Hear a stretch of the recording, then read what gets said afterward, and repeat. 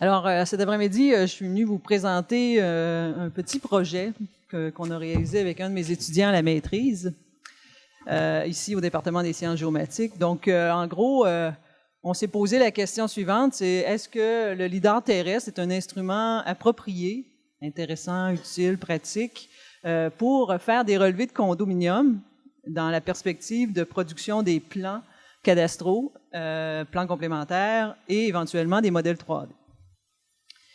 Alors, projet de maîtrise, 2 ans, ça s'est fait en 2012-2013. Ça a été fait dans le cadre de ma subvention de recherche individuelle CRSNG qui vient de se terminer. Et je viens d'être renouvelée, donc je suis très fière d'obtenir mon renouvellement. Et ça a été fait en partenariat avec le groupe VRSB, dont Michel Bédard a participé, et je le remercie. Je le remercie à la fin encore aussi. L'hypothèse que j'aime ça challenger les étudiants en utilisant des hypothèses, et celui-ci, Marc Vasseur, donc mon étudiant à la maîtrise, je vais demander, le lidar terrestre présente des caractéristiques, est-ce que le lidar terrestre présente des caractéristiques intéressantes par rapport aux instruments classiques qu'on utilise pour faire du relevé de condominium et pour produire les plans et les modèles 3D. Donc, vrai ou faux, puis il devait chercher à répondre à cette question-là. Pour un petit peu justifier mon travail aussi, on a décidé en 2013 de faire un court sondage auprès des membres de l'Ordre des arpenteurs géomètres du Québec. À ce moment-là, on leur avait posé des questions simples, c'est 2 questions. Est-ce que vous faites du condo? Parce que ce n'est pas tous les arpenteurs qui en font. Si oui, quels sont les instruments d'arpentage que vous utilisez actuellement? OK? Donc, il y a eu 49 répondants. On estime à peu près 300 arpenteurs là, qui font du condominium. Donc, un taux de réponse d'à peu près 20 %. C'est pas énorme, mais quand même, ça vous donne une idée là, de comment lire ces chiffres-là. Alors, le distance mètre, donc 84 %, donc ça semble être l'instrument de prédilection. Chaîne et ruban mesurés.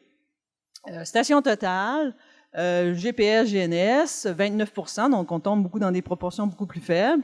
Et le lidar terrestre, excusez, c'est en anglais, là, 8 %, donc très peu actuellement.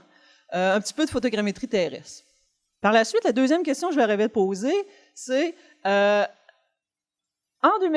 10 ans, OK? Quels sont les instruments d'arpentage que vous pensez que vous allez utiliser? Alors, en orange, vous avez les mêmes chiffres de tout à l'heure, et en bleu, on voit ce que les arpenteurs pensent utiliser dans 10 ans. Et on voit, par exemple, que certains instruments ont légèrement baissé, le distance mètre. Ici, on descend un petit peu aussi. On descend un petit peu au niveau des stations totales. On se dit que ça va sûrement remonter à quelque part. Donc, ça remonte au niveau du GPS, GNS.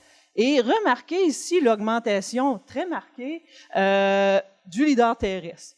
Donc, moi, le message que ça dit, c'est que les arpenteurs n'utilisent pas beaucoup le lidar terrestre pour faire ce genre de job-là.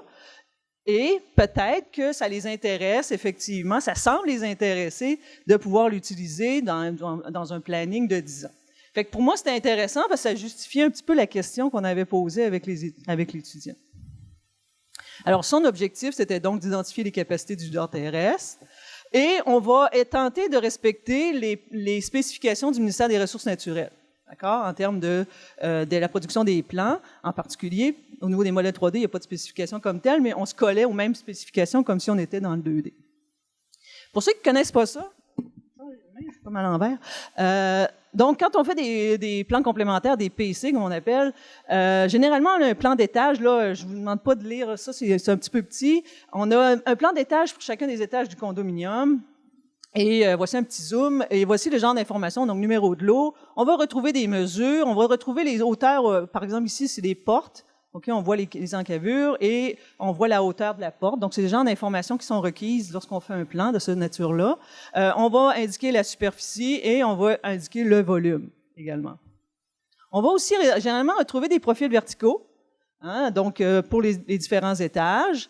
Et un petit zoom, donc on voit que là-dessus, on va trouver l'altitude est indiquée et la hauteur de chacun des étages. Alors, ce sont des informations qui nous guidaient en fait là en vue de l'utilisation éventuelle de nos instruments d'arpentage.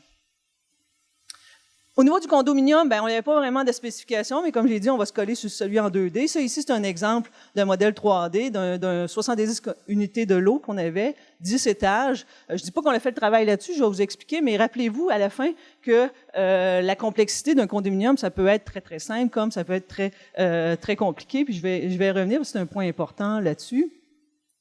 Et je vous montre ici des modélisations 3D qu'on a fait. Donc ça, c'est un travail avec un autre étudiant, là. Mais c'est le genre de modélisation qu'on peut retrouver en 3D. Ici, on a modélisé un étage. On voit très bien les unités, qu'elles soient privatives ou communes, les poutres et ainsi de suite. Ici, c'était des cages d'escalier. Ici, c'est un autre exemple de modélisation 3D qu'on pourrait produire. On voit bien ici qu'on a tenté de reproduire les mêmes informations là qu'on retrouve sur le plan, le volume, les mesures, la superficie, le numéro de lot. Donc, comment on a procédé? Relativement simple. On a sélectionné des instruments. On en a sélectionné et sur quelle base on a travaillé. Donc, on a tout simplement utilisé des appareils de lidar terrestre qu'on avait au département. On n'est pas très riche, mais je vais vous présenter ce qu'on avait. On a travaillé aussi avec le groupe VRSB. On a sélectionné des sites. On devait choisir des sites où on pouvait y aller, parce que je vous rappelle là que il faut que le propriétaire nous permette d'accéder au lieu. Donc, c'était des contraintes techniques à relever. Après ça, on a fait les levées terrestres. On a établi une liste de comparaison, de critères de comparaison. On a produit nous-mêmes les modèles et les plans. Et on a fait l'analyse comparative. Et aujourd'hui, ce que je vais vous montrer, c'est ça. C'est cette analyse comparative-là. Alors, comment on a procédé? On a décidé d'utiliser deux instruments. Le premier, c'est celui qui est le plus utilisé. On s'est dit, on va se comparer à celui qui est le plus utilisé. Alors, on a pris donc le distance mètre. Donc, c'est un petit appareil, un petit laser qui pointe puis qui nous permet de faire les mesures intérieures, extérieures selon nos besoins, avec une précision, dans ce cas-ci, de 5 mm. Et au niveau des lidars terrestres, donc au département, on a deux lidars. On a le Calidus qui date un petit peu, qu'on avait acheté il y a quelques années. Donc, ça date des années 2003 à peu près qu'on avait acheté ça, 2004. Et plus récemment, on a acheté le Faro Focus 3D là, qui a été repris par Trimble de TX5 avec des spécifications. Donc, on voit très, très rapidement que, par exemple, ici, la précision est un petit peu plus faible. Ça, c'est les spécifications, évidemment. Une portée un peu plus grande pour le Trimble, pour le Faro. Je vais l'appeler le Faro tout au long de la présentation. Et la fréquence d'acquisition est beaucoup plus élevée, évidemment, sur le Faro. Les sites d'études, donc je vous ai déjà annoncé que c'est un projet de maîtrise, 1 an et demi, hein, puis on a des contraintes il faut réduire nos projets de maîtrise. Donc, on a choisi deux sites petits, des petites unités, donc pour que facilement on puisse faire le travail et procéder au relevé et faire nos comparaisons, faire nos modélisations dans des temps raisonnables. On a choisi donc deux sites. À chaque fois, il y avait deux copropriétaires, 2 étages ici, 2 étages et demi ici, 16 murs dans ce cas-ci, 49 murs dans lui. On a utilisé le Calidus ici, on a utilisé le Faro là, 15 scans de ce côté-là, 18 scans de ce côté-là, intérieur, extérieur. Je vais vous montrer un plan tout à l'heure.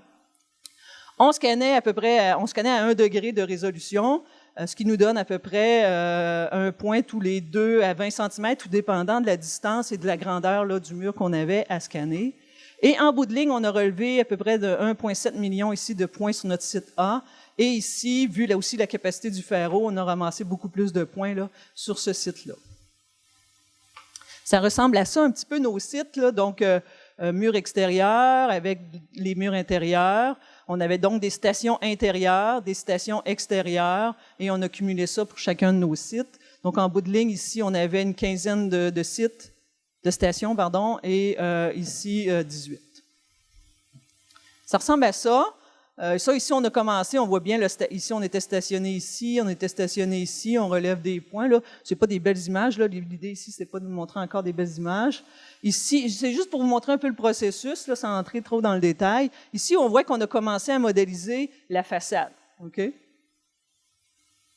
Ici, on va travailler à l'intérieur de l'immeuble. Hein. Pour ceux qui ont travaillé avec des données lidar, travailler extérieur, intérieur, c'est pas toujours les mêmes difficultés ou facilités là, lorsqu'on fait du traitement. Donc ici, on est à un nuage de points à l'intérieur d'un des immeubles. Ici, on a assemblé nos scans, donc c'est une étape importante qui peut être difficile si on n'a pas utilisé de cible. chose qu'on a faite. Fait que dans un des sites, on n'avait pas de cible, dans l'autre site, on avait des cibles. Et si vous avez une recommandation à entendre, c'est faites bien attention parce qu'on a eu de la misère à assembler nos scans. Donc ici, c'est à l'intérieur, donc on voit plusieurs scans qui ont été assemblés. Ici, c'est une autre image qui montre là, comment on pouvait commencer à découper en plans là, l'intérieur de du bâtiment en question. Et voici les résultats. Donc, je ne vais pas dans le détail encore, je vais aller plutôt sur l'analyse comparative, c'est là que je vais passer mon temps. Donc, on a produit le profil vertical, le plan d'étage du premier ou du deuxième étage, et on a produit le modèle 3D. Ici, c'est pour le site A, et ici, c'est pour le site B. Donc, même chose, profil, plan d'étage et modèle 3D. Alors, voilà. Maintenant, on a donc comparé. On a établi une liste de critères. On cherchait à avoir des critères pas subjectifs du tout. Donc, on s'est limité à quelque chose qu'on pouvait toujours quantifier, mesurer, puis comparer adéquatement. Alors, ça ressemble à quoi? Donc, là, ici, je vais vous parler de la phase d'acquisition, puis après ça, je vais vous parler de la phase de modélisation. Phase d'acquisition, au niveau des précisions, c'était comparable. Okay? Au niveau de la durée, donc on parle à peu près 4 heures pour relever le site. Au niveau du LIDAR, 3 heures, puis 5,5 heures. Donc, une fois, on a utilisé le Faro, l'autre fois le Calidus, dépendant du site. Nombre de scans, 50. Nombre de mesures, ici, pour le distancemètre. Nombre de scans, 18, 15, je l'avais déjà mentionné. Ici, on avait juste un opérateur. Pour le Faro, on avait juste un opérateur. Ici, on en avait 2. Et les coûts estimés. Là, on a arrondi à la centaine, là, puis il ne faudrait pas venir me taper, hey, ça se peut pas. En tout cas, ici, on s'est basé sur la durée, le coût moyen d'une opération, d'un opérateur, avec un estimé d'un coût d'amortissement de location d'un appareil. Okay? Et on voit que, par exemple, pour le distancemètre, c'est vraiment pas très cher, donc avoir un distancemètre, l'acheter ou de le louer, et on trouve des coûts un peu plus élevés au niveau du LIDAR. Et petite note ici, là, période d'apprentissage non incluse. Parce que on l'exclut du paramètre parce que là, on a eu de la misère. En tout cas, on a eu de la misère. Il a fallu l'apprendre. Phase de modélisation, 1 de 2, parce qu'on va produire les plans et on va produire les modèles 3D. Alors, ça ressemble à quoi la comparaison? Durée des pré-traitements, 1 heure ici au niveau du distancemètre et à peu près 1 heure et 8 heures au niveau du Calidus. Donc, j'ai déjà annoncé mes couleurs. J'ai dit qu'au niveau du site A qu'on a fait avec le Calidus, on n'avait pas mis de cible pour assembler nos scans et ça nous a pris du temps. Okay? Donc, on voit, là, on est passé de 1 heure à 8 heures le pré-traitement. Donc, et ça, j'exagère pas. Là, puis même, je trouve que les chiffres que mon étudiant a compilés, il a été très gentil avec lui-même parce que ça aurait pu être un petit peu plus. Construction de la géométrie des objets. Je vous rappelle qu'on a un nuage de points. Là, on va aller chercher nos objets à l'intérieur de ça. Donc, il faut les construire. C'est ce qu'on appelle construction de la géométrie. 4 heures pour le distancemètre et autour de 7 heures pour les 2 LIDAR. Complétude des objets. Donc, on avait, vous voyez, ça, c'est le nombre d'objets qu'on avait à collecter. 49 sur un des sites et 16 sur l'autre des sites. Donc, ici, c'est 100%. Pourquoi ici, on arrive à 160%? C'est qu'avec le LIDAR, effectivement, c'est un des avantages, on va le voir en conclusion, c'est que tu scannes, puis tu ramasses beaucoup d'objets, finalement. Tu ramasses plus d'objets que ce que tu veux. Est-ce que ça te plaît ou non? Ça, c'est une autre question. On n'est pas rentré dans cette question-là. Les coûts estimés, 600 $, 1200, 1900. Donc, il y a quand même une petite différence. Est-ce que c'est significatif? Ça, je vous laisse juger. Production des modèles 3D. Au niveau du distancemètre, on parle de 1 heure et 5 heures, construction des objets. Ici, on parle de 1 heure et 4 heures. Donc, on voit ici que tout de suite, là, au niveau du LIDAR, ça s'est quand même très bien déployé ici au niveau du Faro. Ici, ben encore là, c'est notre problème d'assemblage des scans. On a eu de la misère. On n'avait pas le bon software. Ça, c'est un des éléments un des bons logiciels. Ça prend le bon logiciel pour faire ce genre de traitement-là. Donc, ici, il n'y a pas d'apprentissage comme tel, mais il y a eu des erreurs un peu de stratégique au niveau de la planification. Mais il en reste qu'on a eu plus de difficultés ici. Même chose au niveau de la complétude. Ce qu'on voit ici, c'est que le LIDAR va nous permettre de modéliser beaucoup plus d'objets que, finalement, le distancemètre le permettra. Coût. On parle de 700, 900. Ici, on voit que la différence est quand même pas si grande que ça. Ici, elle est grande justement en raison de ces problèmes que j'ai mentionnés. Et finalement, si je fais le cumul des coûts, l'unité dollar m'a permis finalement d'intégrer tous ces paramètres-là. On en avait d'autres paramètres, là, j'en ai passé, mais je voulais simplifier un petit peu ma présentation de cet après-midi. Alors, mes conclusions. D'abord, je vais vous mettre en garde. Je vous rappelle qu'on avait peu de temps d'expérimentation. Ça a joué dans la balance. On avait 2 générations de leaders. Ça a joué dans la balance. 2 méthodes d'acquisition avec cible et sensible. On avait uniquement 2 sites. On va me dire, c'est pas beaucoup pour tirer des conclusions. C'est vrai. On avait des contraintes pour trouver les sites. On a eu de la misère aussi. Il faut que les gens, parce que là, on travaillait avec le groupe VRSB, on est retourné en fait sur des sites qui avaient déjà été collectés, qui avaient déjà eu des mesures. Alors, il faut appeler les propriétaires, il faut leur expliquer qui on est, pourquoi on fait ça, qu'est-ce qu'on va faire avec leurs données. Puis, on a eu quelques noms. Donc, jusqu'à temps d'en trouver 2.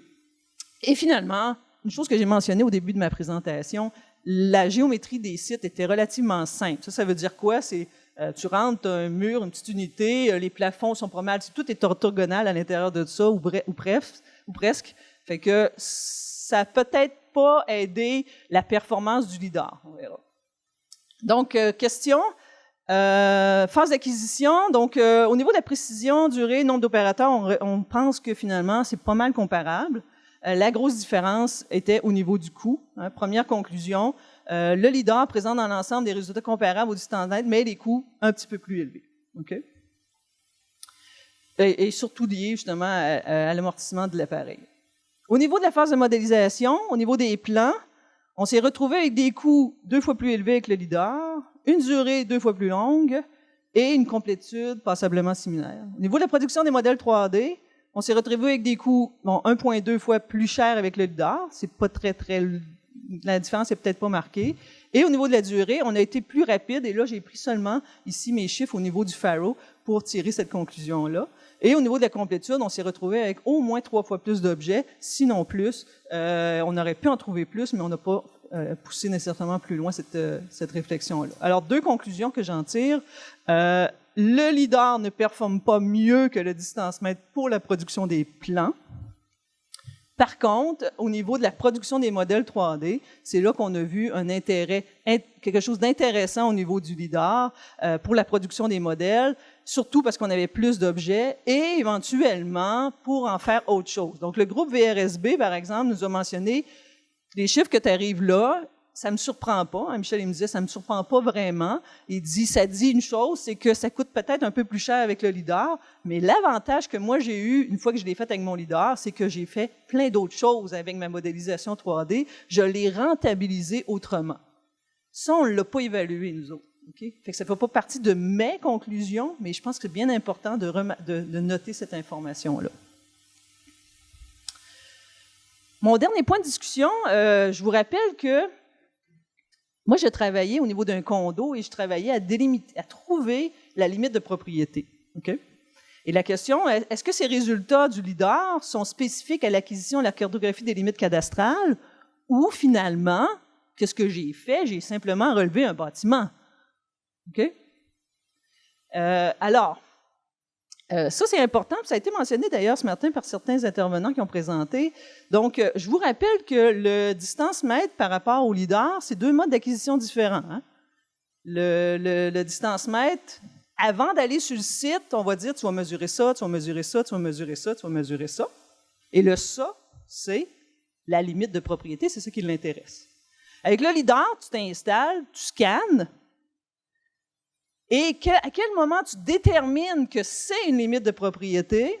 Tu le fais au bureau. Quand tu retournes chez toi, c'est là que le travail de dire ben ça, c'est une limite de propriété, puis ça n'en est pas, ben c'est à ce moment-là que ça se fait. Et ça, pour moi, c'est important en termes de... En tant que professeur aussi, est où l'expertise? Elle se place où? Hein? Quand moi, j'ai à gérer une équipe, si j'ai à gérer une équipe qui fait du relevé à partir de du distance mètre versus le leader, je vais peut-être gérer mes choses différemment. Okay? Puis dépendant de qui j'envoie sur le terrain et où l'expertise elle se situe dans le processus d'acquisition et de modélisation. Et je termine, Luc, avec ça. Donc, si c'était à refaire, c'est toujours le genre de conclusion. Moi, je le testerais beaucoup. Hein, ça, c'était une conclusion qu'on a mis dans notre rapport. On serait très intéressé à le refaire sur des bâtiments qui ont une géométrie beaucoup plus complexe. Parce que là, je l'avais mentionné au départ, avec un distance mètre, puis que tu piques, puis tu n'en as pas des tonnes d'objets, on parlait de 16 à 20 objets, ça se fait assez vite. Mais imaginons faire ça dans des contextes de condominium beaucoup plus compliqués, ou même que ce soit de la propriété superficiaire, avec des immeubles à géométrie complexe, des plafonds. Est-ce que le LIDAR pourrait peut-être à ce moment-là fournir une performance beaucoup plus intéressante par rapport à un instrument classique?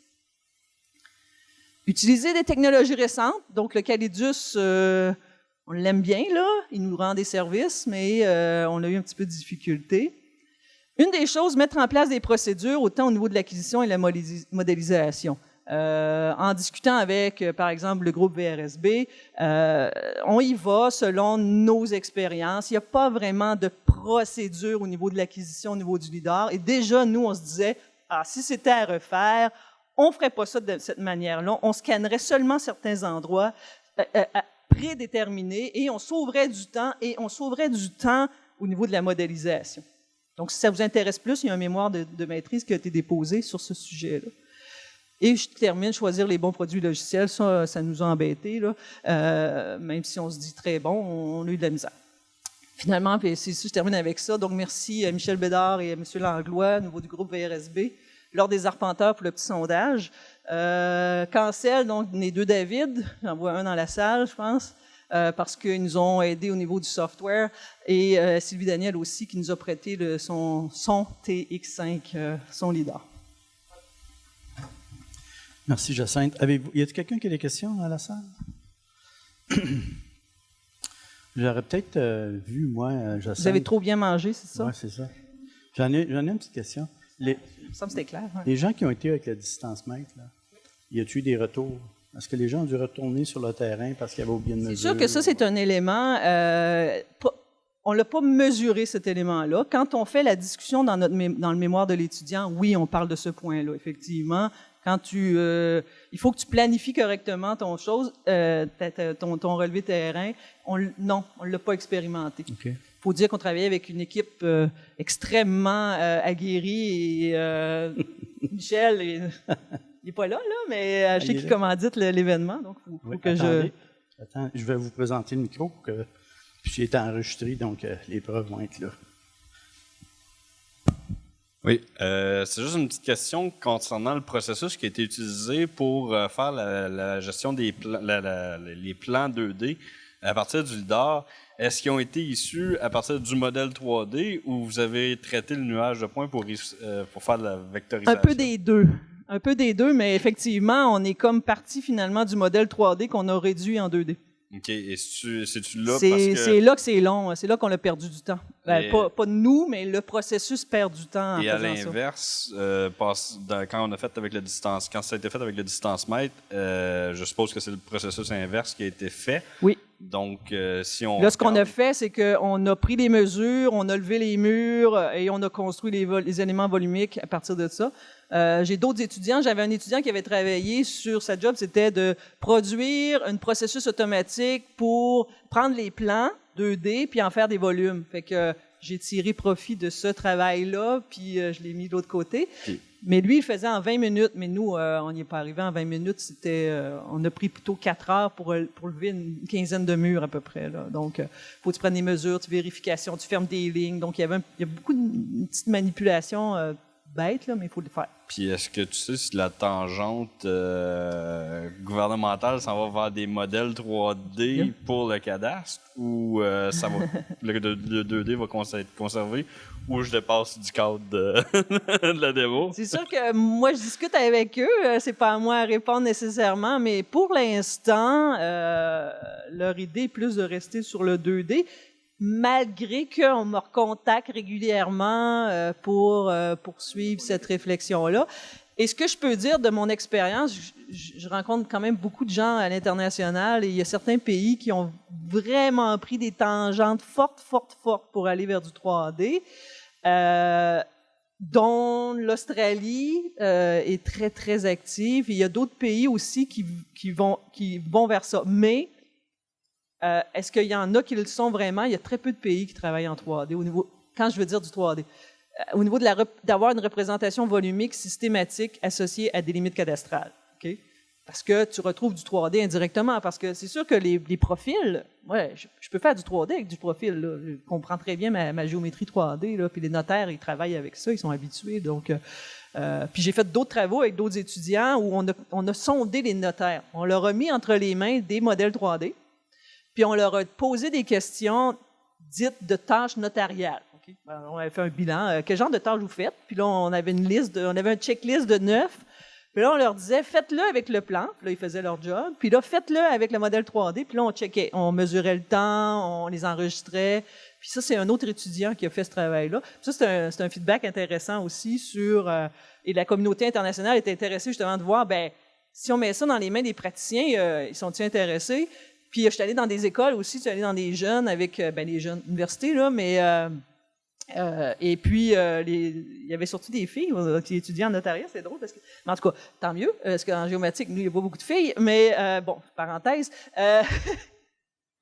les jeunes étaient vraiment très, très intéressés. Là, on tombe dans de la nouvelle techno, puis ils voyaient quand même un intérêt, puis c'est là, ça va bouger, mais je ne pourrais pas me prononcer. Puis par rapport au ministère, c'est vrai que le ministère joue un rôle clé. Si lui dit oui, ça va être oui. Mais là, pour l'instant, je pense que c'est encore non. C'est quoi la plus grande difficulté que tu as rencontrée, là? Faire la production des modèles 3D à partir du LiDAR ou apprendre les logiciels pour en tirer profit?